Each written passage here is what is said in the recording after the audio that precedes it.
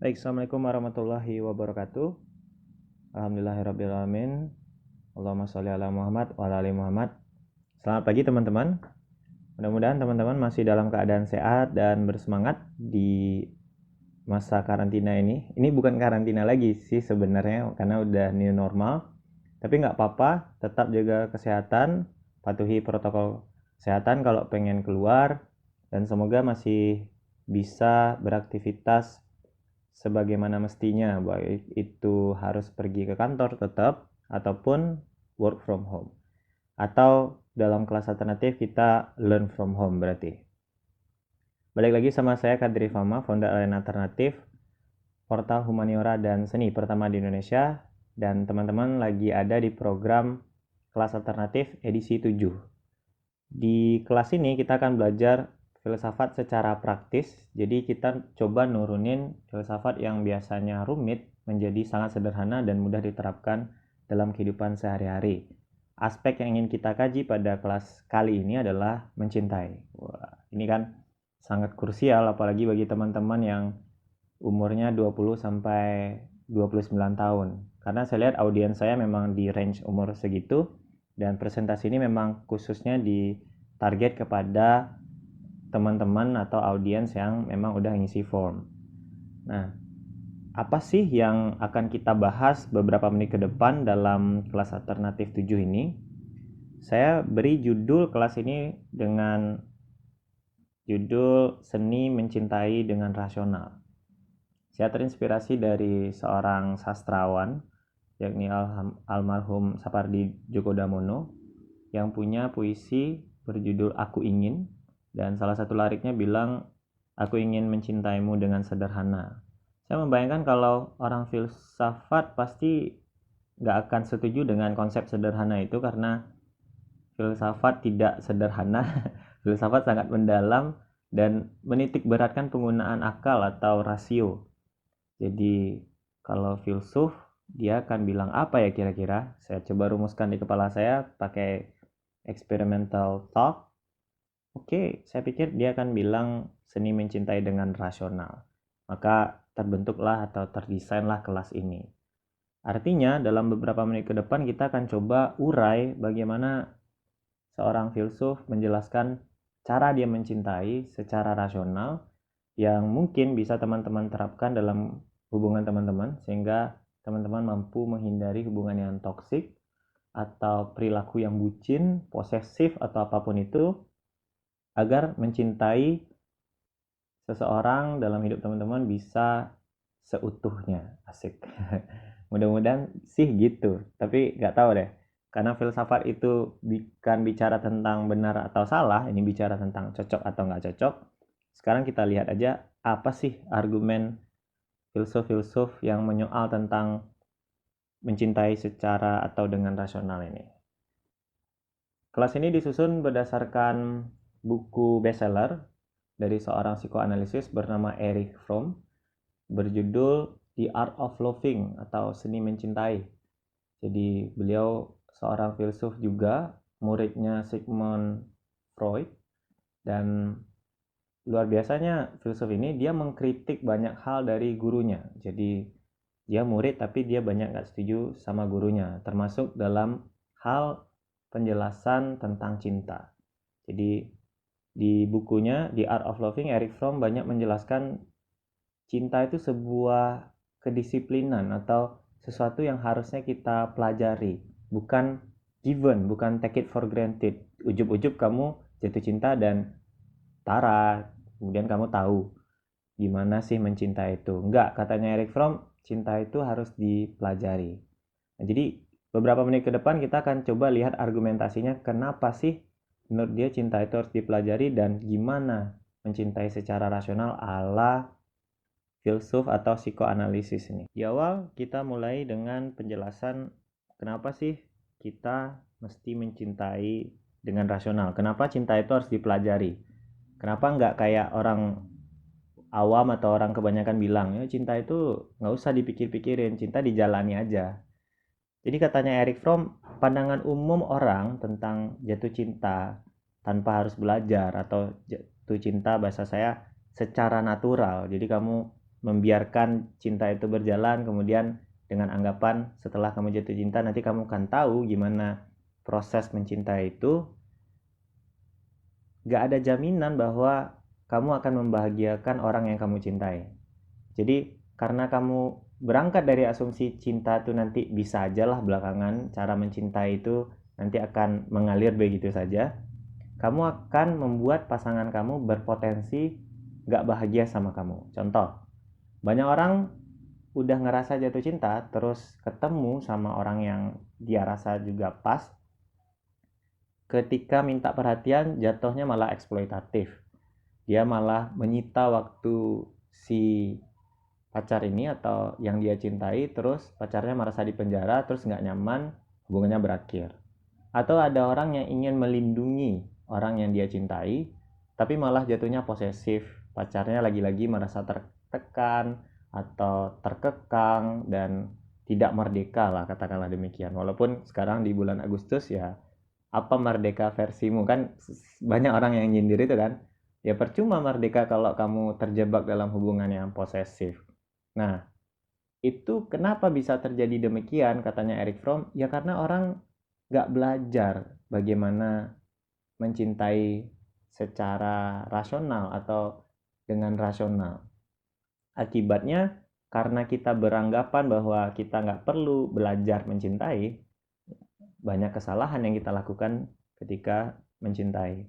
Jadi anggapan tersebut, katanya Erich Fromm, berpengaruh kepada kualitas cinta, baik itu dalam jangka waktu yang pendek ataupun jangka waktu yang panjang. Pada akhirnya, ketika kamu nggak tahu ilmu mencintai, katanya Erich Fromm, hubungan itu pasti berakhir. Karena nggak ada orang yang hobi atau suka dicintai dengan cara yang salah.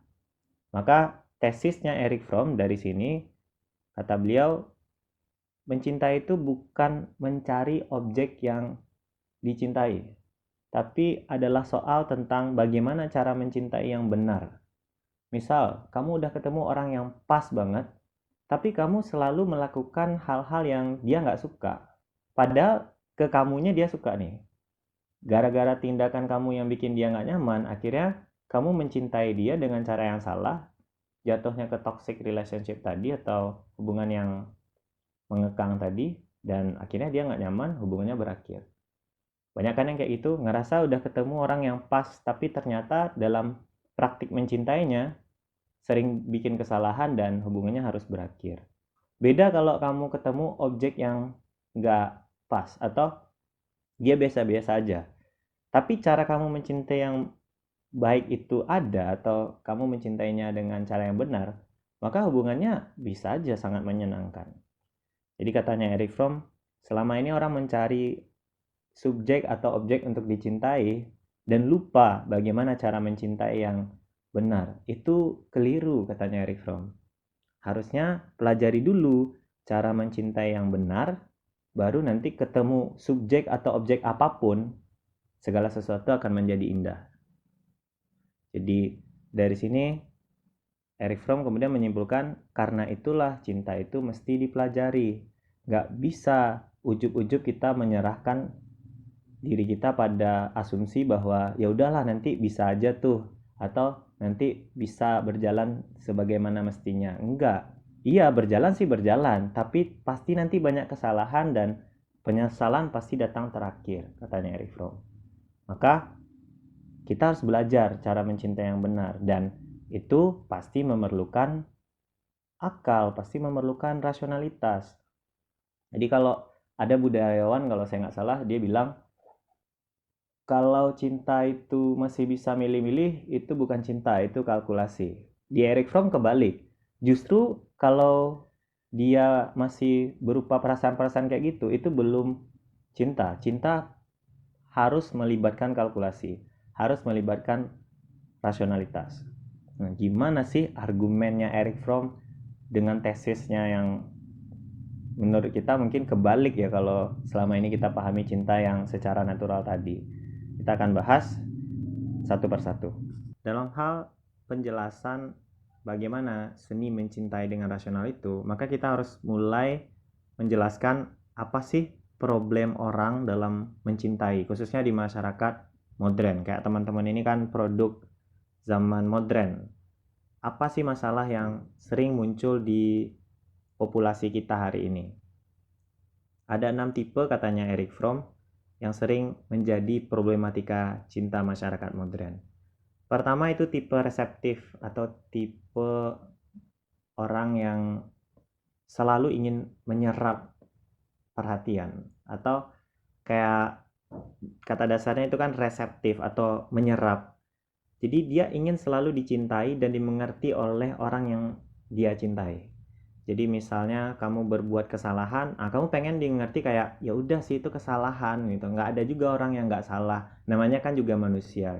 Tapi kalau nanti kamu yang berbuat kesalahan, pasangan kamu yang berbuat kesalahan, kamu agak sulit mengerti. Kamu agak sulit memaafkan. Nah ini tipe reseptif. Banyak kan yang kayak gitu. Kalau pasangannya yang salah, kamu nggak pernah ngertiin aku. Coba kalau dia yang salah, sama kamu nggak pernah ngertiin aku. Ini tipe reseptif katanya Erich Fromm. Cinta itu kayak jadi anak-anak, kayak childish. Tipe kedua, tipe eksploitatif. Orang yang mencintai orang lain demi kepentingan terpenuhi. Misal, kamu lagi ngegarap skripsi, kamu cari deh pasangan yang memang bisa ngebimbing kamu buat nulis skripsi, atau bahkan lebih buruk, bisa bikinin skripsi kamu itu. Ini tipe eksploitatif. Jadi modusnya adalah kepentingannya. Cinta adalah jalan untuk memenuhi kepentingan tersebut. Atau juga bisa secara implisit kamu eksploitatifnya. Misal, kenapa sih kamu mau sama dia? Ya gimana ya? Karena daripada sendiri. Nah, itu eksploitatif. Kamu menggunakan dia untuk menyelesaikan problem kamu, yakni kesendirian. Jadi kepentingan kamu aja sih sebenarnya. Bukan kamu mencintai dia dengan segala kelemahan dan kekurangan dia atau kelebihan dia juga, bukan. Karena kamu punya kepentingan tertentu. Tipe ketiga, ini tipe penimbun. Pasangan itu kayak properti, kayak barang kepemilikan. Jadi dia selalu ingin orang atau yang dia cintai menjadi propertinya. Biasanya ciri khas orang atau tipe penimbun ini adalah dia nggak pengen pasangannya berubah. Misal kamu pacaran sama dia semester 1, dia banyak waktu sama kamu, terus dia aktif berorganisasi, itu kan bagus sebenarnya, dia produktif. Kamu nggak suka, karena kamu nganggap organisasinya itu mengambil keberadaan pasangan kamu di hidup kamu. Padahal mungkin pasangan kamu bahagia berorganisasi, itu tipe penimbun. Nggak suka pasangannya berubah, walaupun itu ke arah yang baik. Tipe keempat, tipe pasar. Ini mulai merugikan dirinya sendiri. Kalau tadi kan untuk dirinya, untuk kepentingannya. Kalau tipe pasar, dia mulai merugikan dirinya sendiri. Cinta kayak jual beli. Cinta kayak dagang. Dia menjual dirinya dan mengorbankan identitas dirinya agar laku di pasaran dalam tanda kutip. Misal nih, kamu pengen dapat pasangan, terus kamu lihat apa sih tren hari ini orang suka. Kamu lihat Instagram, ada yang jualan skincare, kamu lihat ada yang jualan alat kosmetik, Maybelline, ini segala macam. Kamu beli semuanya, padahal kamu sendiri mungkin nggak suka pakai skincare, nggak suka pakai kosmetik yang mahal-mahal itu. Tapi demi dapat pasangan, nggak apa-apa lah, yang penting laku. Ini tipe pasar. Kamu mengorbankan identitas diri kamu demi tujuan yakni dapat pasangan. Banyak kan yang kayak itu? Yang kelima, tipe subordinat. Sama, ini merugikan dirinya sendiri. Dimana dia merelakan dirinya di bawah pasangannya, asalkan dia nggak ditinggal oleh pasangannya itu. Jadi, nggak apa-apa kamu sakitin aku aja. Nah, ini kan yang tipe bucin biasanya. Yang penting jangan tinggalin aku. Ini juga problem bagi Erich Fromm karena dia sebenarnya takut akan kehilangan saja. Dia tidak mencintai pasangannya itu. Dan jangan salah, pasangan kamu yang ngelihat kamu kayak gitu, itu juga nggak nyaman. Karena kalau dia mencintai kamu kan, masa dia mau kamu menderita kayak gitu? Nah, nanti argumennya daripada kamu nggak bahagia sama aku, mending kamu sama yang lain. Ya kan? Ya, mungkin karena bisa aja dia nggak pengen kamu kayak gitu terus, karena dia juga stres lihat kamu menderita. Ini tipe subordinat. Yang keenam, tipe kesatuan simbiotik. Jadi kalau tadi dia merelakan dirinya untuk disiksa-siksa, kalau ini dia merelakan dirinya untuk hilang sepenuhnya demi pasangannya ini. Misal pasangan kamu hobi musik, kamu sebenarnya nggak hobi musik, tapi kamu hobinya menari. Kamu akhirnya belajar musik habis-habisan dan kamu melupakan aspek menari kamu itu. Jadi agak-agak sama kayak tipe pasar, tapi ini lebih parah. Dia kehilangan sepenuhnya dirinya dan menyatu sama orang lain itu. Jadi dia nggak mempertahankan dirinya. Itu kayak fondasi rumah. Fondasi rumah itu kan beda-beda. Ada yang sudut kiri, sudut kanan, dan sudut lain-lain. Dia nyatu sama tiangnya satu lagi. Itu kan kalau rumah jadinya roboh. Katanya Eric Fromm harusnya nggak kayak gitu. Harusnya orang itu mempertahankan dirinya dan ya melengkapi satu sama lain, bukan melebur semacam itu. Nah, ini problem masyarakat modern dalam hal mencintai. Nanti ada yang lebih parah, katanya Eric Fromm, istilahnya dia gangguan neurotis. Tapi secara umum, masalah mencintai selalu berkutat di 6 ini. Problem masyarakat modern dalam mencintai itu, menurut Eric Fromm, ada sumbernya, ada kausalitasnya, ada sebab dan akibatnya. Dan sebabnya itu dimunculkan dari pengalaman masa kecil seorang individu. Jadi bagaimana pengalaman masa kecil individu itu menentukan problem apa yang dia miliki ketika dia mencintai orang. Ada banyak analisis Eric Fromm, saya pilihin yang begitu dekat sama kita aja. Pertama, ada problem yang berasal dari keterikatan dia sama cinta orang tuanya atau bayang cinta orang tua. Jadi kalau orang tua itu kan bagaimanapun dia akan tetap mencintai kamu apa adanya, ya kan? Dia akan tetap membesarkan kamu, dia akan tetap bayarin uang kuliah kamu, dia akan tetap ngasih uang jajan kamu dan segala macam. Orang yang semacam ini biasanya nuntut pasangannya kayak gitu juga. Jadi kalau kamu cinta sama aku, kamu bertahan dong, kamu perjuangin aku dong. Ya pertanyaannya kan kenapa kamu nggak juga berjuang? Tapi dia nggak kepikiran kayak gitu karena bagi dia pasangannya harus kayak orang tuanya itu yang memperjuangkan anaknya tanpa mikirin apa sih yang harus dia perjuangkan. Jadi menuntutnya lebih banyak kayak tipe reseptif tadi, bisa jadi karena bayang cinta orang tuanya itu. Yang kedua itu overdosis cinta ibu. Cinta ibu ini kan tanpa syarat, dia memberikan kehangatan, kemudian kenyamanan, kemudian fasilitas dan segala macam. Semua bentuk cinta dia kasih ke kamu tanpa ada syarat atau pamrih di kemudian hari. Coba bayangin, ibu kamu itu nggak punya garansi apapun tentang apakah kamu jadi anak yang baik atau anak yang durhaka suatu saat ketika dia membesarkan kamu kan. Tapi cintanya tanpa syarat aja. Dia memberikan cintanya take it for granted, atau ya udahlah cuek aja, ngapain nih pikirin anak nih bakal jadi kayak gimana, pokoknya saya cinta dia sekarang. Ibu kamu kan kayak gitu. Orang yang overdosis cinta ibu biasanya menuntut pasangannya juga mengabaikan kekurangan dia dan tetap memiliki kekurangan itu. Jadi dia nggak pengen berubah. Kalau dikoreksi nanti dia bilang kamu harus cinta aku apa adanya dong, terima kekurangan aku dong. Nah kayak gitu. Jadi lagi-lagi overdosis cinta ibu bikin kita seringkali nggak mau berubah jadi orang yang lebih baik. Dan kita menuntut pasangan kita untuk menerima itu tanpa syarat. Yang ketiga, overdosis cinta bapak. Bapak ini kan sosok yang mencintai kamu tuh kayak kalau kamu baik, kamu diapresiasi. Kalau kamu nggak baik, nanti kamu dikasih hukuman. Bapak kan lebih arahnya ke sana. Jadi ada pertimbangan-pertimbangan tertentu bagaimana dia merespon kamu. Nah, orang yang overdosis cinta bapak memperlakukan pasangannya nanti kayak lebih otoriter. Jadi dia itu kadang baik ke pasangannya kalau pasangannya sesuai dengan keinginan dia. Tapi kan kadang-kadang orang nggak bisa sesuai sama keinginan kamu. Atau dia punya kekurangan yang mungkin kamu nggak suka. Dia akan berusaha semaksimal mungkin nuntut pasangannya itu untuk sesuai dengan apa yang dia pengen.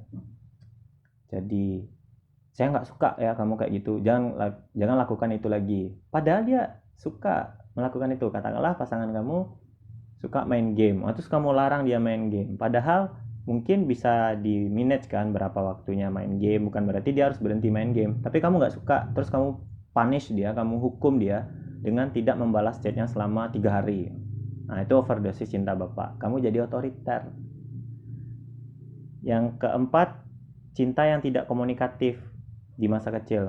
Misal gini, orang tua kamu sering berantem, tapi di saat yang sama juga tidak ingin berpisah. Itu kan rumah sering kali diem, tapi juga nggak berantem gitu. Jadi dibilang akur enggak, dibilang berantem juga enggak. Akhirnya kamu kan bingung, kamu ada di suasana hening, suasana sepi, yang dimana ketika kamu dewasa, terus kamu punya pasangan, kamu akan cenderung untuk cari-cari masalah, biar heboh, biar kamu keluar dari kungkungan rasa sepi kamu itu. Saya nggak tahu apakah ada pasangan teman-teman yang kayak gitu. Katanya Eric Fromm, ini dipengaruhi oleh pengalaman masa kecil yang di rumah tangga hening tadi. Jadi orang tuanya nggak pengen pisah, tapi juga sering berantem, tapi habis berantem nggak komunikasi. Jadi sama-sama nggak pengen berpisah, tapi juga nggak bisa juga dibilang akur gitu. Yang kelima, cinta idola. Cinta idola ini agak unik. Jadi dia mencintai seseorang itu seperti menuhankan orang yang dia cintai. Jadi kayak idol itu kan berasal dari bahasa Inggris namanya yang artinya berhala. Jadi kamu menuhankan orang yang kamu cintai. Pokoknya apapun yang orang bilang tentang pasangan kamu nggak pengen dengar. Sekalipun mungkin orang yang bilang ke kamu itu benar gitu, atau dia ngasih informasi yang layak untuk kamu pertimbangkan, tapi kamu nggak peduli. Pokoknya bagaimanapun pacar kamu itu yang terbaik lah, the best lah gitu. Nggak ada kurangnya. Ada orang yang bilang ternyata dia gini loh, kamu nggak percaya tanpa kamu cek. Jadi itu cinta idola yang sering bikin kamu overdosis. Nah, ini juga sering terjadi di tipe 6, cinta sentimental atau cinta yang berangkat dari fantasi. Kayak kamu nonton film K-drama misalnya, atau kamu punya K-pop yang kamu favoritkan lah itu, boy band atau girl band. Kamu akhirnya membayangkan sosok fantasi dalam kepala kamu. Dan ketika kamu mencintai, kamu sebenarnya tidak mencintai orang itu, tapi kamu mencintai fantasi di kepala kamu itu. Ciri khasnya, orang yang punya problem ini, dia akan mencintai orang itu temporary atau sementara. Selama menurut dia fantasinya itu sesuai, dia mencintai itu. Tapi ketika nanti pasangannya mulai menampakkan jati dirinya dan ternyata nggak sesuai sama fantasinya, pasangannya ditinggal. Ya, jadi dia nggak mencintai pasangannya, tapi dia mencintai fantasinya itu. Itu gangguan neurotis juga, katanya Eric Fromm. Biasanya ini dibentuk oleh masa kecil. Jadi ya itulah, kamu suka fantasi-fantasian. Yang ke-7, cinta mekanisme proaktif. Jadi cinta mekanisme proaktif ini adalah dia suka memperhatikan kekurangan pasangannya, terus mengabaikan kekurangannya sendiri. Dan apa yang dia tuntut sama pasangannya itu sebenarnya hal-hal yang nggak bisa dia lakukan. Jadi kayak proyeksi itu loh. Proyeksi artinya kan cerminan. Kamu minta pasangan kamu untuk melakukan yang kamu nggak bisa lakukan gitu. Karena kamu nggak bisa melakukan A, kamu menuntut pasangan kamu untuk lakukan A. Kalau kamu nggak bisa mencapai karir di katakanlah kedokteran, kamu pengen cari orang kedokteran tuh. Setidaknya ya terpenuhi lah fantasi kamu tentang kedokteran atau apa yang kamu ingin dari kedokteran itu. Atau kamu pengen jadi diplomat, nggak bisa ini, jadi istri diplomat aja lah. Nah itu cinta mekanisme proaktif. Terus juga cinta ideal. Cinta ideal ini orangnya idealis banget lah pokoknya. Bagi dia cinta itu adalah cinta yang benar-benar cinta. cinta yang nggak ada konflik. Jadi kayak bahagia terus, oh ini cinta ini. Lagi-lagi dipengaruhi oleh masa kecil yang mungkin dia jarang menghadapi masalah. Jadi mengharapkan cinta yang kayak gitu. Padahal ini semu katanya Eric Fromm, dan itu gangguan neurotis. Nggak mungkin orang nggak punya masalah. Nah ini sumber-sumber problem cinta di masyarakat modern. Nah dari banyak problem mencintai di masyarakat modern, mungkin ada satu atau dua problem yang pernah kamu alami, baik itu di diri kamu ataupun diri pasangan kamu. Di sini Fromm akhirnya menegaskan kembali, tuh kan, kalau nggak belajar mencintai, problem pasti terjadi katanya. Baik kamu sadar ataupun nggak sadar, problem pasti bisa kapanpun dan oleh siapapun dilakukan gitu atau berlangsung. Maka dari itu cinta harus lagi-lagi dipelajari. Katanya Eric Fromm, love is an activity, not a passive effect. It is standing in, not a falling for. Dan bukan efek dari kamu pasif, kamu diam aja. It is standing in. Ini mendirikan cinta, bukan jatuh cinta. Jadi dia nggak sepakat tuh cinta yang menyerah begitu saja terus nggak ada kalkulasi sama sekali, nggak. Kalau itu namanya falling for, itu kebetulan katanya Eric Fromm.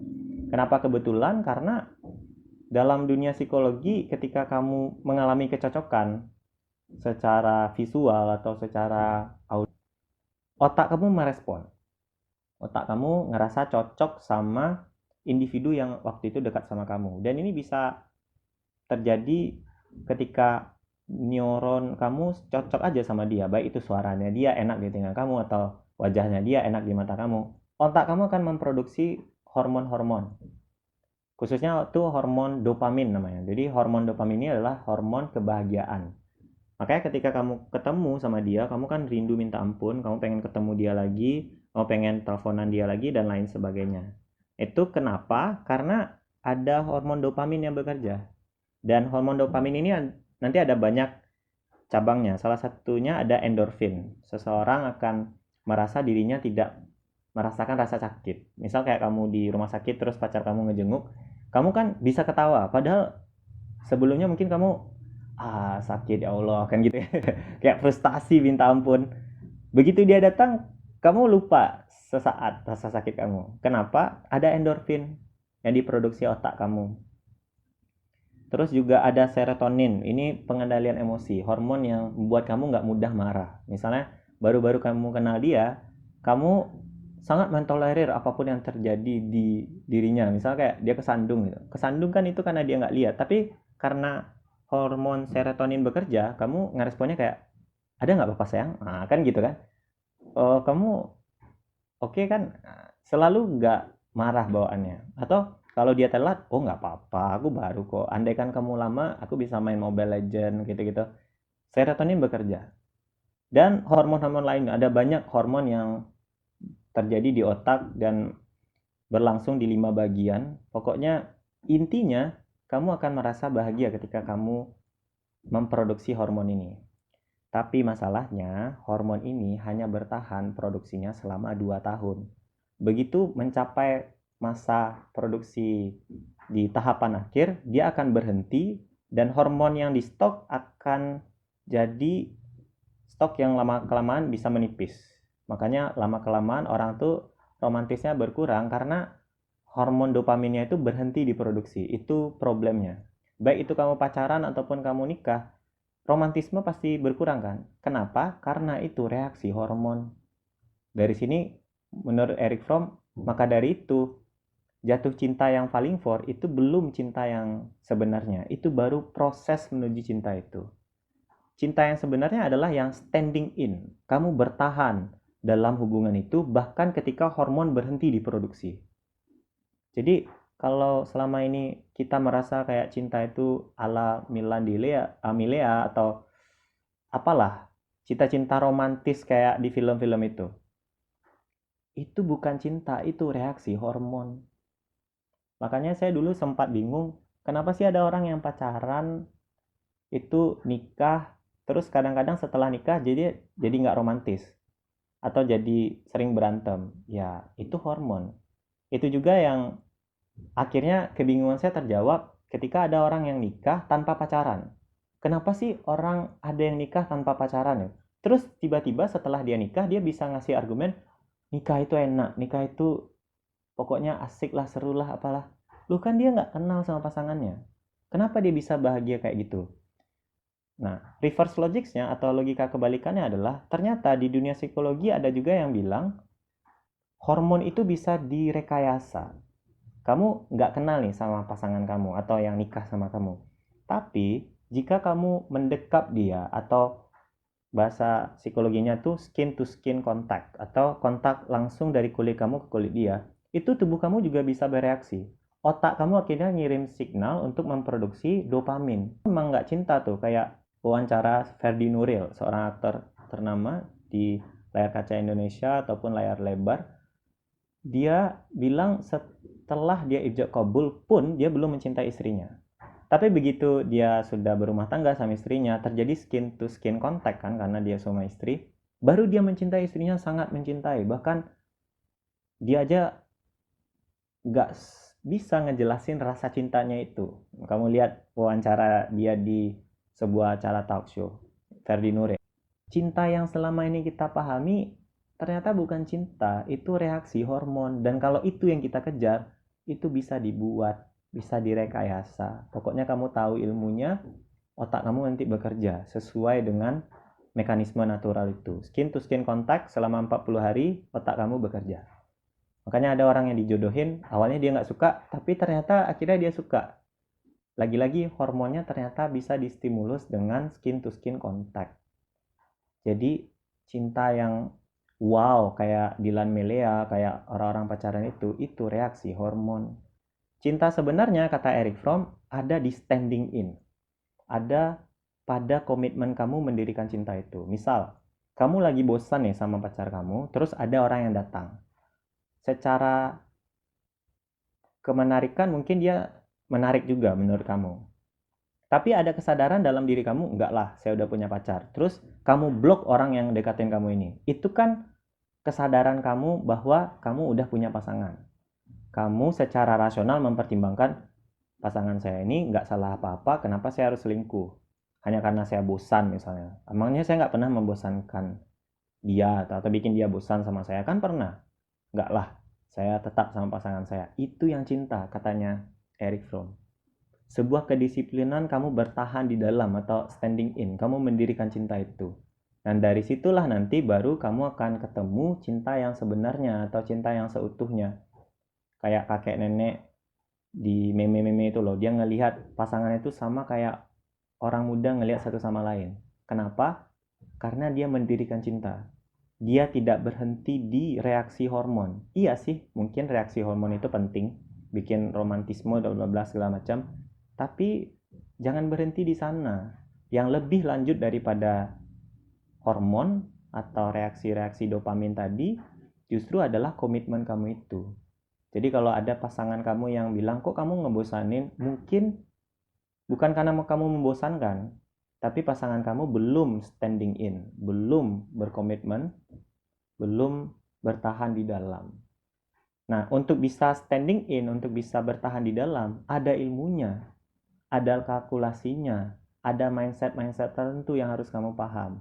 Maka di sini analisisnya Eric Fromm, cinta itu butuh kalkulasi. Kalau kamu hanya mengandalkan perasaan-perasaan aja, itu berarti kamu mengandalkan reaksi hormon. Pada waktunya, secakap-cakap pacar kamu, seganteng-gantengnya dia, itu pasti akan bosan karena hormonnya berhenti diproduksi. Nah, jadi dia membalik konsep cinta habis-habisan bahwa cinta itu justru di komitmennya itu. Ketika bapak ibu kamu masih bersama di saat udah berapa tahun ini, dia hormonnya pasti udah habis, tapi dia tetap punya kesadaran bahwa inilah pasangan saya. Terus siapapun yang dia ketemu di tempat kerja atau di mana, dia nggak indahin itu. Itu yang cinta, kata Eric Fromm. Nah, ini ada ilmunya, ada rasionalitasnya, ada hitung-hitungannya, kalkulasinya. Gimana sih kalkulasinya? Kita next. Untuk menuju seni mencinta yang rasional itu, yang kalkulasinya mendekati pas, kamu harus paham dulu unsur-unsur cinta. Jangan sampai kamu sulit membedakan cinta itu apa, kagum itu apa, sayang itu apa, dan perasaan-perasaan lainnya yang mirip-mirip biasanya. Ada 4 unsur cinta katanya Eric Fromm. Pertama ada care, ada perhatian. Jadi kalau nggak care pasti itu bukan cinta. Misal kayak pacar kamu lagi sumpah, pacar kamu lagi bad mood, sumpah sendiri aja, kenapa bawa gua? Itu nggak care. Kamu harus care dong, kamu harus peduli sama apa yang terjadi sama pasangan kamu. Atau pasangan kamu lagi stres, kamu harus tanya, kenapa bisa stres, apa yang bisa saya bantu, atau kamu pengen apa ketika kamu stres. Biasanya kalau kamu stres obatnya apa sih, itu care, ya kan? Tapi jangan berhenti di care aja, harus punya tindak lanjut dari care, yakni responsibility. Kamu bertanggung jawab setelah kamu care. Atau simpelnya kamu melibatkan diri dalam hal baik atau buruk yang sedang menimpa orang yang kamu cintai.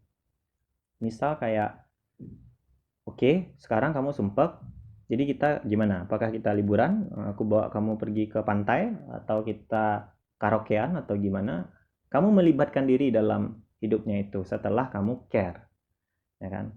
Kalau kamu nggak punya intensi atau niat untuk melibatkan diri, mungkin kamu selama ini nggak cinta dia, mungkin cuma sekedar kagum, mungkin ya sekedar ingin kenal lebih dekat tapi belum cinta. Kalau cinta pasti pengen terlibat secara langsung, pengen mengambil tanggung jawab. Yang ketiga ada respect, menghormati dia sebagai pasangan kamu.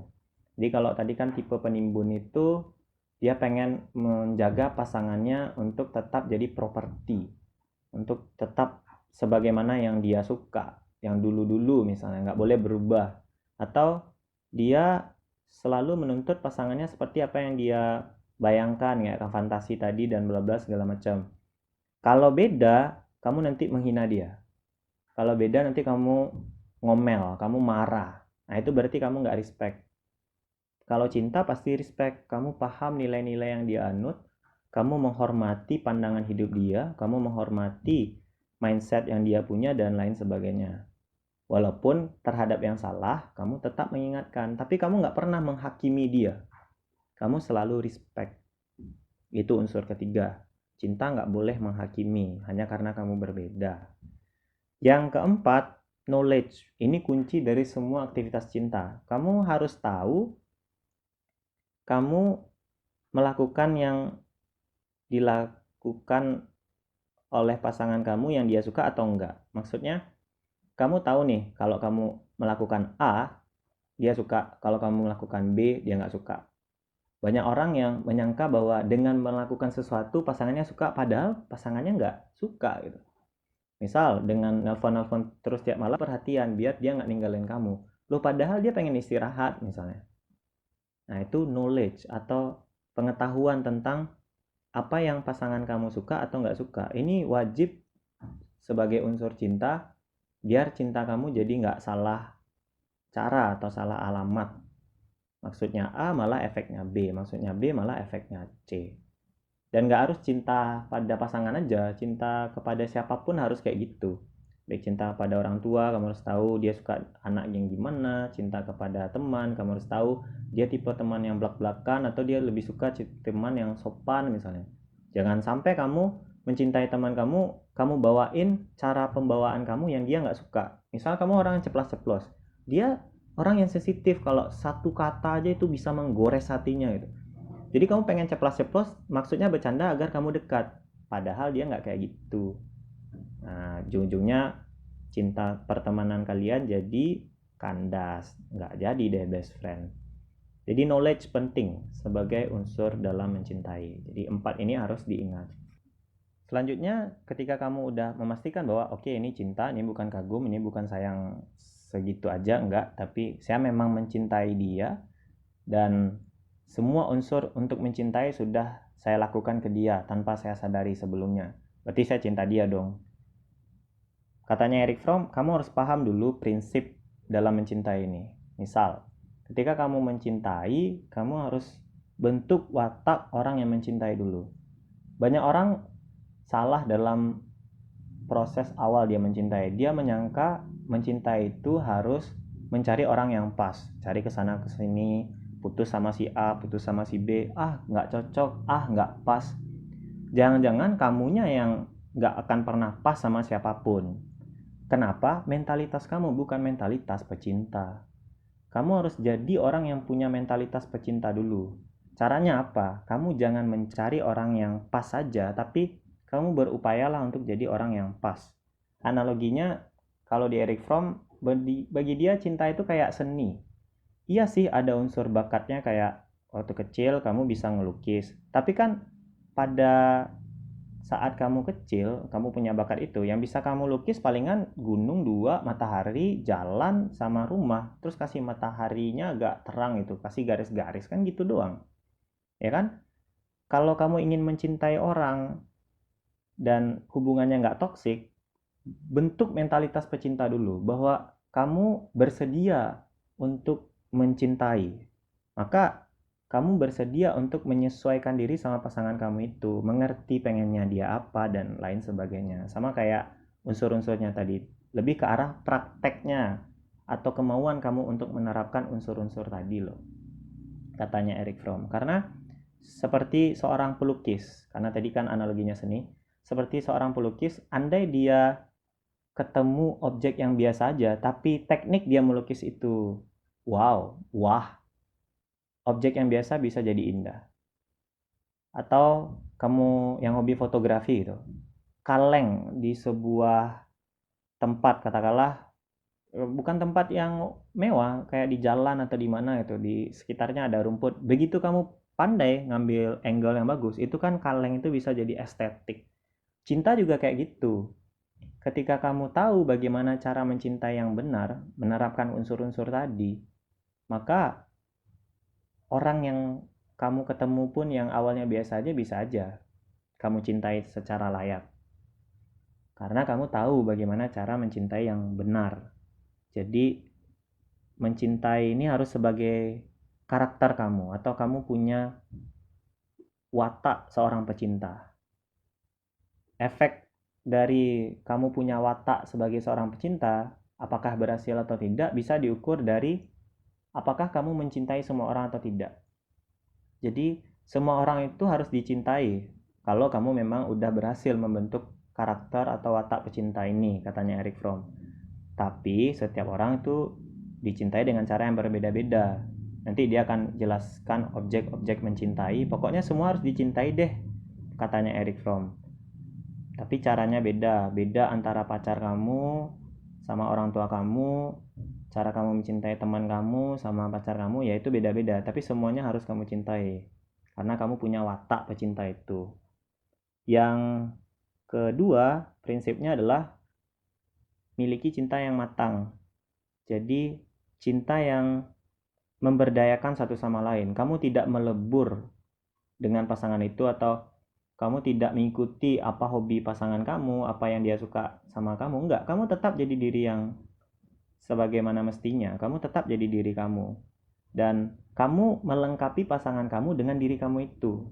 Jadi bukan menghilangkan diri kamu, tapi melengkapi pasangan kamu dengan kepribadian yang khas dari kamu. Kayak analogi tiang tadi. Kamu tidak bersatu pada satu titik, bergabung dengan tiang-tiang yang kamu anggap dalam kekasih kamu, bukan. Tapi kamu tetap aja di posisi kamu, di tiang kamu, di titik di mana kamu harusnya berada. Kayak di tiang masjid itu kan beda-beda. Tapi kan kesatuan di mana masing-masing titik itu ada membuat masjid itu berdiri kokoh. Kamu harus mendirikan cinta semacam itu juga. Jadi cinta yang matang, cinta yang gak mudah berubah hanya karena kamu ingin dicintai orang. Maka dari itu prinsipnya, katanya Erich Fromm, infantile love follows principle I love because I'm loved. Tapi mature love follows principle I'm loved because I love. Kalau cinta yang gak matang itu, kamu mencintai karena kamu dicintai. Tapi kalau yang cinta dewasa, kamu dicintai karena kamu mencintai duluan. Jadi kamu harus mencintai orang itu karena kamu ingin mencintai, bukan karena kamu dikasih cinta duluan gitu. Dan itu hanya bisa dilakukan kalau kamu jadi diri kamu sendiri. Kamu tidak melebur kepada orang lain. Kalau nanti kamu melebur, ya jadinya subordinat tadi. atau kamu jadi orang yang kesatuan semiotik tadi. Dia harus jadi diri sendiri dan jangan menghilangkan diri kamu. Yang ketiga, mampu atau memberi. Banyak orang juga cinta itu kayak pasar tadi kan, dia nganggap bahwa ada tukar tambah. Ada kamu kasih apa, aku kasih apa. Aku cinta kamu kalau kamu cinta aku juga. Enggak. Cinta itu ciri khasnya adalah memberi, katanya Erich Fromm. Begitu kamu mencintai orang, kamu nggak peduli dia membalas atau tidak. Pokoknya kamu mencintai dia, itu artinya kamu mampu. Sama kayak Bill Gates ngasih bantuan melalui lembaga filantropinya kemana gitu. Katakanlah ke Indonesia, ada beasiswa di Microsoft. Itu kan dia nggak berharap bahwa orang Indonesia tuh nanti akan melakukan A, B, C, D di kemudian hari. Nggak ada garansi kan untuk itu. Tapi dia kasih bantuan itu membuktikan bahwa dia orang kaya. Membuktikan bahwa dia filantropi, dia bos besar, dia CEO dan founder lain lah sebagainya. Mencintai juga kayak gitu. Begitu kamu memilih untuk mencintai orang, nggak usah berharap dia mencintai kamu balik. Tapi kamu mencintai itu aja udah mengafirmasi bahwa kamu mampu. Jangan jadi orang yang kayak dagang tadi. Ya saya dapat apa ya kalau mencintai dia? Nah, itu kamu belum memenuhi prinsip memberi dalam mencintai. Udah kasih aja. Begitu kamu kasih berarti kamu mampu. Begitu kamu neraktir pacar kamu, ya karena kamu ada duit. Orang yang punya duit kan nggak nuntut bahwa, oh duit saya hilang nih. Jangan lihat hilangnya dong. Tapi lihat ketika kamu ngeluarin duit itu, kamu berarti adalah orang yang mampu. Atau kamu punya duit. Cinta juga demikian. Begitu kamu mencintai, jangan anggap bahwa, loh kok cinta saya nggak dibalas. Enggak. Lihat dari perspektif, saya mencintai karena saya mampu. Selanjutnya yakni objek-objek cinta. Kamu harus paham bagaimana kamu mencintai objek-objek yang akan kita jelaskan ini. Pertama, yang harus kamu latih nih, cinta persaudaraan atau cinta sesama. Kamu harus mencintai orang miskin, menderita, terancam, atau orang asing, katanya Fromm. Kenapa? Karena mencintai artis gampang, mencintai K-pop culture gampang, mencintai girl band, boy band gampang. Tapi kalau kamu disuruh mencintai orang miskin, mencintai orang asing, katakanlah di agama kan sering kayak gitu.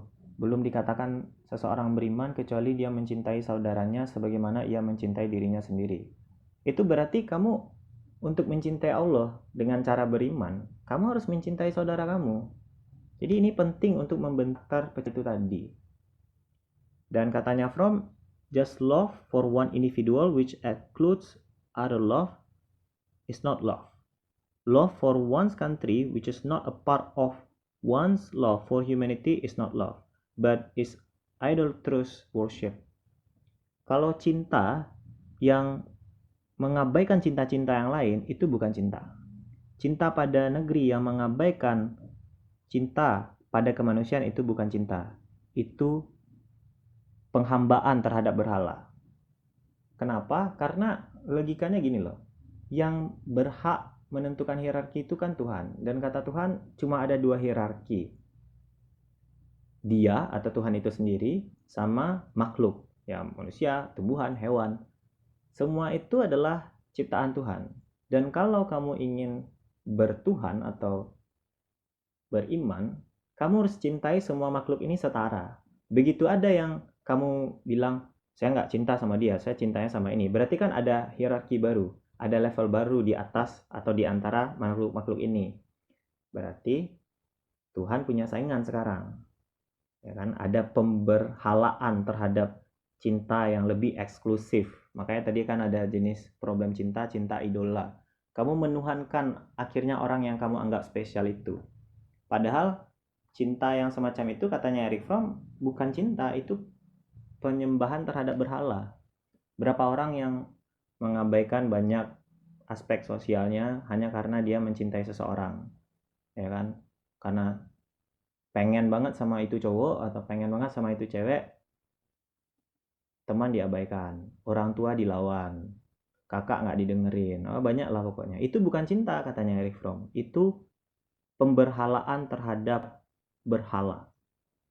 Jadi kamu menjadikan dia berhala baru atau Tuhan-Tuhan baru. Ini juga berlaku ya bagi teman-teman yang anak forum. Kalau kamu mengagungkan satu ustadz saja, kamu hanya mendengarkan, pokoknya kalau guru saya bilang ini, wah itu pasti benar, ustadz lain salah. Hati-hati, kamu mungkin memberhalakan guru kamu itu. Kamu punya cinta yang berhala. Kamu cinta kepada dia aja. Ini penting untuk ngejelasin kenapa sih cinta persaudaraan itu harus kita punya, atau kita harus mencintai juga secara universal. Jangan membeda-bedakan. Yang kedua itu cinta keibuan atau cinta tanpa syarat. Walaupun banyak pengorbanan yang kamu lakukan, kamu tetap memprioritaskan pasangan kamu. Kayak ibu itu loh kan, soal kamu bandel, dia kan tetap menganggap kamu sebagai anak dia. Dia tetap ngasih cintanya ke kamu. Nah, itu juga harus kamu miliki. Jadi kalau kamu punya pasangan, miliki juga cinta jenis keibuan ini. Kamu mau memaafkan pasangan kamu biar kamu nggak jadi reseptif tadi. Kamu mau mengerti posisi pasangan kamu selagi itu wajar untuk dimengerti. Dan ya kamu menerima dia tanpa syarat selama menurut kamu itu masih bisa ditolerir gitu. Jadi walaupun terkesan kayak kontradiktif, enggak, ada konteks tertentu yang memang cinta jenis keibuan ini harus diterapkan. Misal nih, cinta kamu harus tanpa syarat kalau dalam konteks fisik. Kalau kamu udah mulai nuntut-nuntut cinta kayak yang kamu bayangkan, mungkin kamu akan menghina fisik pasangan kamu itu. Enggak lah, mana ada orang menghina orang yang dia cintai. Kayak ibu kan nggak ada yang menghina anaknya, kok kamu kayak gini sih. Dalam konteks percintaan, baik itu pasangan kamu, saudara, atau apapun, cinta jenis keibuan ini juga harus kamu miliki. Yang ketiga, cinta erotis. Nah, cinta erotis ini adalah cinta yang kamu khususkan untuk pasangan kamu. Jadi memang semua orang harus kamu cintai, tapi kan caranya beda. Jangan mentang-mentang, wah kata arena alternatif kita cintanya harus universal. Itu kamu jadiin dalil buat selingkuh. Nggak gitu juga. Kamu harus tetap memprioritaskan orang yang kamu anggap pasangan dalam konteks erotis. Erotis itu nggak harus nggak harus jorok ya konteksnya, tapi erotis itu berasal dari kata Yunani yakni eros. Eros artinya cinta, cinta yang konteksnya romance. Jadi cinta erotis ini adalah cinta yang romansa. Kamu boleh mencintai secara universal tadi, mencintai teman kamu, mencintai saudara kamu, mencintai organisasi kamu, atau ya siapapun lah, atau apapun itu. Tapi tetap nanti yang berhak mendapatkan perhatian romantis dari kamu adalah cinta erotis ini atau cinta ke pasangan kamu. Dan hati-hati di cinta erotis ini jangan pernah berhenti pada jasad saja kayak yang saya jelasin tadi, hormon-hormon doang. Kalau kamu hanya berhenti di situ ya pada akhirnya nanti akan bosan. Jadi cinta erotis ini harus dilanjutkan kepada cinta ke arah kepribadian juga. Jadi romantisnya tuh jangan hanya soal fisik karena dia ganteng, karena dia cantik, tapi juga ada yang lebih long lasting atau lebih bertahan, yakni personalitinya. Makanya dalam sebuah riwayat saya pernah dengar wanita itu dinikahi karena 4: cantik, keturunan yang baik, harta, atau agamanya. Katanya Rasul, pilihlah agamanya ini karena ini nih lebih long lasting loh. Ini lebih ke arah kepribadian karena agama itu kan kadang-kadang juga mempengaruhi kepribadian seseorang. Pandangan hidupnya kan dipengaruhi oleh nilai itu. Nah, kalau kamu jatuh cinta ke yang ini agak sulit berubahnya. Kalau harta bisa bangkrut, wajah bisa gimana pun nanti tua, atau keturunan, dia turunan baik atau enggak, ya bisa aja nanti keluarganya dapat skandal apa gitu. Itu agak tidak menjamin cintanya long lasting. Kamu harus move on juga dari cinta yang fisik-fisik atau jasad atau atribut-atribut tadi ke personalitinya. Yang keempat itu cinta diri sendiri. Nah, ini beda ya sama egoisme atau mementingkan diri sendiri. Beda. Kalau mementingkan diri sendiri, kamu mikirin diri kamu aja. Kalau mencintai diri sendiri, kamu menerima diri kamu apa adanya, dan kamu bahagia sama diri kamu itu. Sehingga kamu tidak merasa insecure, kamu tidak merasa minder. Banyak orang mencintai itu dia berharap akan menemukan kebahagiaan bersama orang lain. Salah, katanya Erich Fromm. Kamu harus bahagia dulu sedari awal. Kamu harus mencintai diri kamu dulu, dan kamu bahagia dengan diri kamu itu, baru kamu bisa mencintai orang lain dan membuat dia bahagia. Kenapa? Kalau kamu nggak mencintai diri kamu, nanti pacar kamu suka nih sama kamu, tapi kamu sering minder. Orang yang sering minder itu kan nyebelin, nggak pede. Nggak ada cewek yang suka cowok yang nggak confident atau nggak pede. Misal nih, kamu nggak confident, terus kamu bilang nggak ada nih orang yang mau suka atau mau nikah sama saya gitu, ya kan? Kamu bilang itu ke cewek dengan alasan mungkin kamu pengen rendah hati. Cewek jadi ilfeel kan, kayak oke, kalau nggak ada orang yang mau nikah sama kamu atau nggak ada orang yang mau suka ke kamu, kenapa saya harus? Kan jadinya gitu. Kamu harus cintai diri kamu itu. Enggak lah, saya pasti punya kelebihan, walaupun juga di saat yang sama saya punya kekurangan. Nah, dengan begitu kan kamu bahagia kan dengan diri kamu. Keluarnya, begitu kamu menuju orang lain juga nangkapnya positif. Kamu harus cintai diri kamu itu. Jangan sampai kamu sering marahin diri kamu kan. Kamu sering kan kayak itu. Loh kok saya kayak gini ya tadi di depan dia. Loh kok saya malu-maluin ya. Jangan dimarahin terus diri kamu itu. Cintai dia. Karena dengan mencintai diri kamu sendiri, kamu punya kemampuan untuk mencintai orang lain. Kalau enggak nanti kamu toksik aja tuh. Jatuhnya nanti jadi posesif.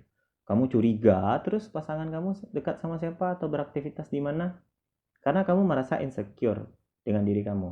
Atau andaikan pun kamu tidak insecure, kamu menuntut kebahagiaan dari pasangan kamu. Padahal dalam sebuah hubungan, katanya Fromm, kita harus berbagi kebahagiaan. Tapi pertanyaannya gimana cara kamu berbagi kebahagiaan kalau dari awal aja kamu nggak bahagia sama diri kamu. Jadi harus bahagia sama diri sendiri. Harus cintai diri kamu, baru nanti kamu mencintai orang lain. Yang kelima adalah cinta Tuhan. Jadi cinta Tuhan ini adalah cinta yang berlandaskan iman. Jadi kamu mencintai Tuhan tuh landasannya kepercayaan.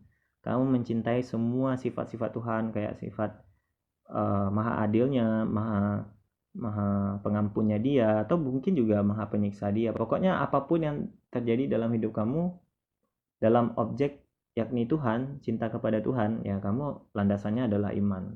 Jadi semuanya pada akhirnya kamu cintai Tuhan, diri kamu sendiri, orang lain, pasangan cintai. Beda. Pahami setiap objek cinta ini agar kamu menempatkannya pas. Jangan sampai cinta persaudaraan kamu taruh ke cinta erotis atau sebaliknya dan lain sebagainya. Oke. Nah, sekarang kita masuk ke intinya seni mencintai dengan rasional. Pertama, mencintai secara rasional artinya kamu merubah modus mencintai kamu yang awalnya to have menjadi to become. Yang awalnya pengen memiliki berubah menjadi pengen menjadi. Awalnya kamu pengen saya harus miliki dia. Sekarang berubah jadi saya harus jadi pasangan yang baik untuk dia. Itu lebih rasional. Kenapa? Gak ada orang yang nyaman dicintai sebagai properti untuk kamu miliki. Yang kamu tuntut habis-habisan untuk ngerti kamu, ngasih perhatian, ngasih maaf, ngasih cinta terus-menerus. Gak ada orang yang akan nyaman dengan itu. Harusnya kedua belah pihak saling berbagi cinta dan saling menjadi pasangan terbaik untuk keduanya. Jadi kamu harus mencintai dan bahagia bersama, bukan menuntut untuk dicintai atau kebahagiaan dari pasangan kamu itu. Jadi kalau kamu pengen nikah agar kamu bahagia, itu salah. Kamu harus bahagia dulu. Kayak tadi kan, kamu bahagia sama diri kamu. Dengan begitu nanti baru kamu bisa membahagiakan pasangan kamu. Baru kalian bisa berbagi kebahagiaan. Jadi ubah modusnya yang awalnya menjadi berubah ke to become atau menjadi pasangan yang baik. Yang kedua, disiplin. Tadi kan analoginya cinta itu harus dipelajari kayak seni. Harus ngerti gimana ngolahnya, gimana menjalankannya. Ya, untuk belajar, untuk menjalankan itu perlu disiplin. Gak ada orang yang akan merasakan cinta sampai tua itu kalau dia cepat bosan, kalau dia mudah menyerah. Nggak dong, harus disiplin. Jangan merasa bosan di saat kamu bosan, tapi ya disiplin aja. Itu yang katanya Eric Fromm, standing in itu. Ketika pacar kamu marah-marah, ya nggak apa-apa, saya nggak akan bosan, ya marah aja terus, besok kan dia juga nggak akan marah, kayak gitu. Jadi nggak boleh bosan, kamu harus disiplin. Kamu nggak akan jadi ahli dalam sebuah seni kalau kamu setengah-setengah. Cinta juga kayak gitu, harus total, harus berkelanjutan, terus menerus, atau disiplin. Yang ketiga, konsentrasi. Jangan pernah mengabaikan pasangan kamu hanya karena ada yang lebih menarik saat itu dan mencuri perhatian kamu. Ini sering terjadi di masyarakat perkotaan, khususnya bagi orang-orang yang fokus ke karir. Ya kan? Karir terus, jabatan terus, promosi terus yang dikejar, pasangannya diabaikan. Enggak dong, harus konsentrasi juga. Harus ada kesadaran bahwa oke, dia pasangan saya dan saya harus jadi pasangan yang baik kan tadi, karena to become, ingin menjadi. Maka jangan abaikan pasangan kamu. Harus ada semacam konsentrasi yang terfokus pada orang yang kita cinta itu gitu. Kalau kamu cinta orang tua tadi misalnya, ya kamu kunjungilah dia, sempatkan pulang, dia kan rindu banget sama kamu tuh. Atau kamu mencintai universal tadi gitu, ya kalau ada orang yang butuh bantuan, bantu. Kalau ada orang yang minta donasi, kasih kalau kamu perlu. Itu buktinya bahwa kamu berkonsentrasi, kamu tidak mengabaikan orang-orang ini hanya karena ada sesuatu yang mungkin lebih menarik. Ada berapa banyak orang yang menyesal setelah dia punya apa yang dia kejar-kejar, tapi dia kehilangan orang-orang yang dia cintai. Nah, itu nggak rasional. Yang rasional, konsentrasi perlu dijaga, katanya Eric Fromm. Yang keempat, sabar. Jadi, membersamai selalu di saat suasana bahkan tidak kondusif. Ada kutipan menarik dari seorang kiai, saya pernah dengar salah satu ceramahnya, kata beliau, mencintai itu tidak cukup hanya sekedar kamu tidak menyakiti orang yang kamu cintai, tapi kamu juga harus bersabar ketika disakiti oleh orang yang kamu cintai. Wah, ini dalam ya. Kenapa? Karena gini loh, kalau kamu hanya sekedar tidak menyakiti orang yang kamu cintai, orang asing juga bisa kayak gitu. Misal, saya nggak kenal sama, katakanlah siapa ya ceweknya, Aureli misalnya. Saya nggak kenal sama Aureli. Ya udah, pasti saya nggak akan pernah menyakiti dia. Kenal juga enggak, ya kan? Kalau kamu mencintai dia, kamu jadi pacar dia, dan kamu bangga bahwa kamu nggak pernah menyakiti dia, saya orang yang asing juga bisa melakukan itu. Ya kan? Tapi apa sih bedanya kamu sama orang asing? Yaitu sabar ketika disakiti oleh orang yang kamu cintai. Karena kadang-kadang dia juga nggak sengaja nyakitin kamu. Nah, makanya tadi harus punya sifat pemaaf, sifat pengertian. Nah, di sini cara rasional untuk mempertahankan hubungan, katanya Eric Fromm, sabar. Simpel banget ya sebenarnya. Tapi cara dia ngejelasin sangat rasional. Kenapa? Ya itu tadi. Yang membuat kamu benar-benar dikatakan punya cinta atau berseni dalam mencintai seseorang, ya kamu sabar. Kalau kamu nggak sabar, itu nggak rasional. Siapa yang di dunia ini yang bisa mencintai kamu selalu tanpa secara tidak sadar menyakiti kamu? Coba aja cari, nggak akan ada itu. Nah, itu kan rasional. Jadi harus sabar. Ketika pacar kamu marah-marah, wah nggak apa-apa. Mending dia marah-marah sama saya daripada dia marah sama yang lain. Ya kan? Kan bagus dia marah-marah ke kamu. Dia berarti sadar bahwa kamu pacar dia, makanya dia marah-marah ke kamu. Rasional toh? Atau dia minta tuntut apa gitu, misalnya beliin ini dong. Nah, kamu janji kemarin beli ini terus kamu nggak beliin gitu. Misalnya ini sering terjadi di pernikahan biasanya, minta-minta kayak gini. Ya nggak apa-apa, sabar aja. Kalau kamu bisa beli, beli. Kalau enggak ya sabar aja gitu. Bagus dong dia minta sama kamu. Berabe kalau dia minta sama yang lain. Nah, itu berarti rasional, kamu harus sabar. Atau dia banting barang gitu. Dia banting apa ya? Gelas misalnya. Ya bagus dia banting gelas daripada dia banting kepala kamu. Kena pidana kan? Jadi daripada dia banting sesuatu kena pidana, dia milih sesuatu yang nggak kena pidana, rasional. Pintar berarti pasangan kamu. Dan kamu harus sabar. Begitu kamu nggak sabar, Kamu nggak bisa mencintai orang dengan rasional dan punya seni. Jadi seni itu katanya Erich Fromm, elemennya salah satunya adalah sabar. Menarik ya katanya Erich Fromm ini. Dan yang kelima, prioritas tertinggi atau perhatian penuh. Kalau tadi kan kita bilang kita harus konsentrasi, jangan pernah mengabaikan. Nah, bukan berarti kamu tidak melakukan hal-hal lain gitu. Fokus pacaran, nggak pernah organisasi. Fokus pacaran, pacaran tetap, atau melakukan hubungan asmara tetap. Tapi jangan sampai gara-gara itu kamu tidak produktif, katanya Erich Fromm. Itu nggak rasional. Masa ya ngapain kuliah hanya untuk pacaran? Masa ya ngapain mencari pengalaman di organisasi hanya karena kamu cinta-cintaan? Enggak dong. Iya, dia harus jadi prioritas tertinggi dalam hidup kamu, tapi atur kapan kamu sama dia, kapan kamu harus aktivitas lain. Tapi bedanya mencari aktivitas lain dengan mencintai dia apa? Kamu melakukan aktivitas lain itu juga demi dia. Misal kayak kamu belajar demi masa depan kalian berdua. Nah, itu berarti belajar dia itu adalah karena kamu ingat dia juga gitu loh. Jadi pasangan kamu itu tetap kamu jalin hubungan, tapi dia prioritas tertinggi, yang lain juga kamu kejar. Kamu bisa bilang kayak gini, misal pasangan kamu tanya, kamu lagi sibuk ya? Nah, terus kamu bisa nih agak luang-luang sedikit, kamu bilang aja, kalau sibuk itu mah relatif, tapi aku akan sempatkan buat kamu. Nah, itu namanya prioritas tertinggi. Iya, dia sibuk, dia lakukan banyak kegiatan, tapi juga dia prioritasin kamu gitu. Dia luangin atau dia sempat-sempatin waktu buat kamu. Karena ada yang bilang we do not have spare time, but we can allocate spare time gitu. Jadi kita nggak punya waktu luang, tapi kita bisa meluangkan waktu luang itu gitu. Yang keenam, perilaku mempercayai. Nah, ini yang sering terjadi kepada orang-orang yang pede. Kalau kebalikannya, kalau kamu nggak pede, kamu agak sulit ini. Act of faith atau perilaku yang mempercayai ini adalah kamu pede sama diri kamu. Katanya Erich Fromm, orang yang posesif itu bukan karena pasangannya, tapi karena dia nggak pede sama dirinya.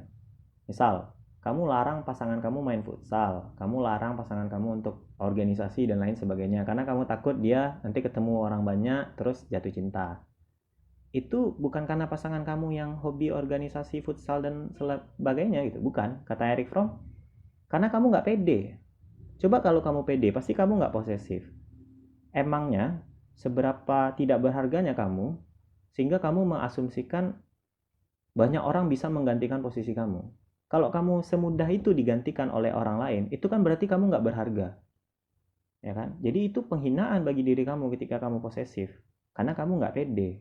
Sebaliknya juga itu penghinaan juga bagi pacar kamu, karena dia seolah-olah kayak cewek atau pria murahan, yang kalau ketemu orang tiba-tiba dia jatuh cinta. Itu kan murah sekali berarti pasangan kamu. Enggak dong, harus percaya pada diri kamu, pada pasangan kamu, dan pada komitmen kalian. Percaya diri dulu, baru kamu nanti bisa menghindari toxic relationship yang posesif itu. Kamu bisa percaya sama pasangan kamu juga. Kalau kamu nggak punya perilaku mempercayai, tiap hari ngecek handphone, password Instagram kamu pegang, ngapain kayak gitu? Itu berarti kamu nggak pede, berarti kamu curigaan terus. Orang yang curigaan terus adalah orang yang nggak percaya diri ataupun juga nggak percaya sama komitmen yang dia bangun. Jadi harus punya perilaku of faith atau perilaku mempercayai. Ini yang paling rasional ketika kita mencintai seseorang, katanya. Itu dia seni mencintai dengan rasional ala Erich Fromm. Sebelum saya tutup, saya pengen ngasih power tips untuk mempertahankan hubungan. Ini melengkapi analisis Fromm sebenarnya dari John Gottman, seorang peneliti hubungan sukses, atau dia meneliti banyak pasangan yang menikah. Dan dia merumuskan ada 2 tips untuk mempertahankan hubungan. Pertama, perasaan positif atau positif feeling ya, kalau kita terjemahkan secara bebas. Dimana kamu menyelesaikan konflik itu bukan mengutamakan komunikasi, tapi lebih ke suasana positif yang kamu hadirkan. Misal gini, banyak orang bilang kunci dari hubungan yang sukses itu adalah komunikasi. Ya kalau komunikasi kamu nggak ada suasana positif, apa gunanya? Ngobrol sih ngobrol, tapi sama-sama memaki-maki, sama-sama ngata-ngatai, berkata-kata kotor dan sebagainya, percuma aja komunikasi. Yang lebih penting adalah perasaan positif. Oh iya, kita berantem, ya udah, terus kenapa? Nah, sesekali kalau kamu adu argumen, cobalah membercandai argumen kamu itu. Misalnya pacar kamu egois banget nih, terus kamu bilang, oh ya udah, besok aku tunggu ya undangan pernikahan kamu. Kok gitu? Ya, aku tunggu undangan pernikahan kamu sama ego kamu yang selalu kamu menangin itu. Ah, itu kan kayak ada metafor-metafor yang agak lucu gitu. Nah, kamu harus bikin bercanda-bercandaan kayak gitu. Misalnya, kenapa aku harus kayak gitu? Emangnya aku aku apa gitu? Cari metafornya. Misalnya kamu dituntut apa ya? Katakanlah kamu dituntut untuk simpati. Kamu harus simpati dong sama aku. Itu kan adu argumen. Ya kamu balas aja, ya aku nggak bisa simpati, aku kan XL misalnya kan. Harus ada bercanda-bercandaan yang memecah suasana yang sangat tegang gitu. Ini namanya perasaan positif. Jadi anggapan kamu ketika kamu adu argumen adalah ya udah ini bakal selesai kok dan nggak harus juga tegang-tegang banget. Itu perasaan positif. Sesekali tertawakanlah interaksi di antara kalian. Itu kuncinya. Yang kedua, positive sentiment override atau bias terhadap pasangan kamu secara positif. Misal ketika dia marah-marah atau ketika dia melakukan kesalahan, kamu bilang ke diri kamu, enggak, ini bukan diri dia. Mungkin dia lagi PNS saja atau mungkin dia lagi bad mood. Ini bukan dirinya yang sebenarnya gitu loh.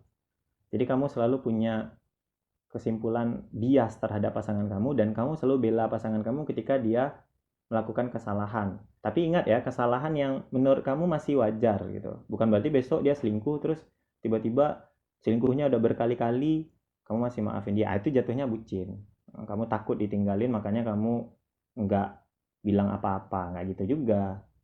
Kamu harus positif sentimen di hal-hal yang menurut kamu oke lah, saya maafin gitu. Itu ya, cara rasionalnya gitu. Selanjutnya, kapan sih kita harus mengikhlaskan sebuah hubungan? Kalau tadi kan mempertahankan. Nah, tapi nggak bisa juga kita pertahanin terus kalau nggak pantas lagi. Secara rasional, ya itu nggak bisa aja kita terima ya kan. Maka John Gottman merumuskan ada 4 yang harus jadi pertimbangan kamu untuk kemudian putus dari pasangan kamu yang sekarang misalnya. Pertama itu kritik atau komplain. Mungkin kamu mikir kayak, masa kita nggak boleh komplain? Masa kita nggak boleh kritik pasangan kita? Boleh sih katanya Gottman, tapi yang toksik itu adalah ketika kamu mengkritik orangnya, bukan apa yang dia lakukan. Contoh, aku nggak suka kamu aktivis-aktivis kayak gitu. Kamu nggak ada waktu buat aku semenjak kamu aktivis. Itu kamu mengkritik dia aktivis. Beda sama, aku nggak suka kamu nggak luangin waktu buat aku semenjak kamu aktivis. Aktivis ya aktivis aja, tapi aku kan juga orang yang penting di hidup kamu, atau kamu nggak anggap aku penting lagi. Nah, itu berarti kamu protes atau komplain terhadap manajemen waktunya semenjak dia jadi aktivis. Jadi bukan dianya tapi yang dia lakukan. Atau hal-hal lain kayak kebiasaan buruk pasangan kamu, dia suka tidur telat, terus dia jemput kamu juga telat dan lain sebagainya, itu juga bisa dikritik asalkan kamu jangan bilang pasangan kamu yang salah, tapi yang dia lakukan yang salah. Yang kedua, defensif atau kamu menolak untuk menerima masukan pasangan kamu dan kamu mendefend, kamu mempertahankan apa yang kamu lakukan. Misal pasangan kamu bilang, kamu kok egois gitu, kamu nggak pernah coba memahami penjelasan atau alasan aku. Terus kamu bilang, oke, aku egois, aku nggak mikirin kamu, tapi kan kamu duluan, atau tapi kan aku kayak gitu karena kamu, itu defensif. Ini juga sering bikin hubungan kandas. Kalau pasangan kamu kayak gitu, kamu juga harus mikir-mikir, apakah dia layak untuk kamu pertahankan. Masa kamu mau hidup sama orang yang defensif? Nah, itu Gottman punya formula demikian. Yang ketiga, membatu. Nah, ini orang yang suka lari dari masalah, nggak mau mengkomunikasikan masalahnya itu. Pokoknya diam aja. Tiba-tiba WA nggak dibalas aja. Tiba-tiba kayak batu aja gitu. Ini juga bikin hubungan, kalau udah ada kayak gini 80% kandas. Kalau pasangan kamu kayak gitu, saatnya kamu mikirin, mau nggak sih saya bertahan untuk orang ini gitu. Yang keempat, nah ini yang paling parah, ini kan sedikit diagramnya kan, ini bikin cinta turun drastis, penghinaan, hina pasangan kamu menghina fisiknya lah, kamu menghina pekerjaannya, kamu menghina, pokoknya segala hal berkaitan dengan backgroundnya dia. Mungkin dia seniman terus penghasilannya rendah, terus kamu hina profesi senimannya itu 85% katanya Gottman kandas. Gak ada satupun keluarga bahagia yang Gottman teliti mengalami penghinaan ini. Semua keluarga bahagia nggak pernah memiliki penghinaan. Nggak pernah, artinya 0%, nggak ada yang menghina terus dia tetap romantis, itu nggak ada. Jadi ini sangat khusus, makanya saya letak di akhir. Nah, ketika pasangan kamu memiliki salah satu dari 4 ini, atau mungkin 2, atau mungkin sering keempat-empatnya, kamu harus secara rasional mempertimbangkan kamu mau nggak berjuang untuk orang ini. Kalau kamu masih mikir kayak, siapa tahu dia besok berubah, siapa tahu, ya kapan siapa tahunya. Kalau orang tuanya aja sekian tahun hidup sama dia dan dia tetap kayak gitu, apa yang kamu harapkan dari kamu yang mungkin ketemu beberapa tahun belakangan ini?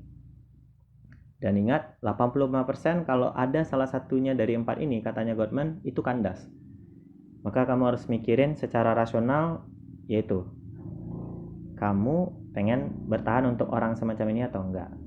Tapi kalau kamu yang melakukan ini atau pasangan kamu yang kayak gini, katanya Gottman, masih ada kemungkinan 15% hubungan itu berjalan andai kedua belah pihak mau mengintrospeksi dan mengevaluasi hubungannya secepat mungkin.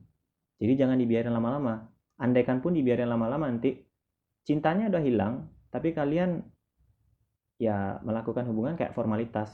Karena nggak ada yang baru, ya bertahan aja gitu. Hubungan jadi hampa. Makanya harus perhatikan kapan kalian harus mutusin sebuah hubungan secara rasional. Terakhir, sebelum ditutup, saya ingin ngasih reminder kepada teman-teman yang ikut kelas hari ini. Jangan mentang-mentang setelah kelas ini teman-teman akan punya semacam obsesi untuk menemukan orang yang oke, yang seni mencintainya sangat rasional, nggak gitu ya. Walaupun teman-teman sepakat sama Fromm atau setuju dengan Fromm, saya bilang mungkin nggak ada yang benar-benar ideal kayak yang Fromm katakan atau jelaskan itu. Tapi kontribusi Fromm adalah mengingatkan kita bahwa problem besar itu mungkin terjadi kalau kita nggak belajar. Maka kendalikan yang bisa kita kendalikan, yakni diri kita sendiri. Pesan saya, berniatlah untuk menjadi pecinta yang ideal, bukan mencari yang ideal. Karena orang lain untuk melakukan seni mencintai dengan rasional itu kita nggak bisa kendalikan, tapi kita bisa menjadi seperti itu. Syukur-syukur nanti pasangan kamu juga mengikuti langkah kamu, yakni mencintai secara rasional dan menghindari banyak konflik-konflik yang nggak perlu. Itu dia kelas hari ini. Alhamdulillah kita sudah selesaikan Seni Mencintai dengan Rasional edisi 7. Jika ada pertanyaan, kita diskusikan aja secara kekeluargaan. Baik-baik aja ya, jangan dihakimi Fromm ataupun saya yang menyampaikan teori ini. Ambil aja yang baik, buang yang buruk. Ciptakan seni kita masing-masing juga yang jelas, yang baik lah, dan membahagiakan pasangan kita. Wabillahi taufiq wal hidayah. Mohon maaf atas semua kesalahan dan kekurangan. Saya tutup. Assalamualaikum warahmatullahi wabarakatuh.